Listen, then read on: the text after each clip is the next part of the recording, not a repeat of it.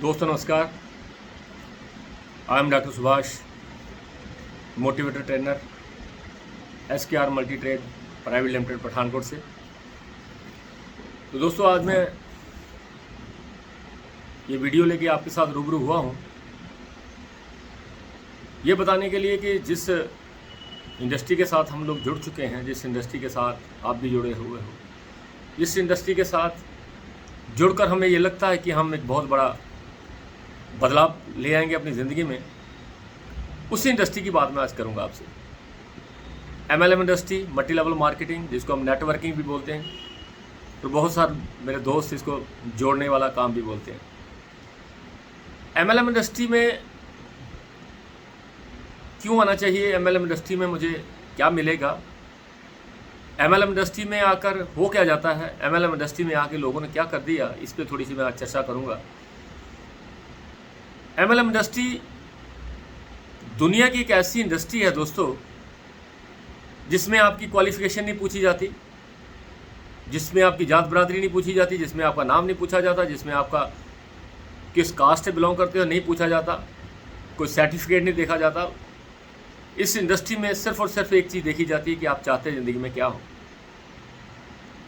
ऐसी इंडस्ट्री जिसमें कोई बड़ा इंटरव्यू नहीं होता, ऐसी इंडस्ट्री जिसमें कोई भेदभाव नहीं होता, ऐसी इंडस्ट्री जिसमें कोई छोटा बड़ा आ सकता है, और ऐसी इंडस्ट्री जिसमें कोई उम्र नहीं देखी जाती।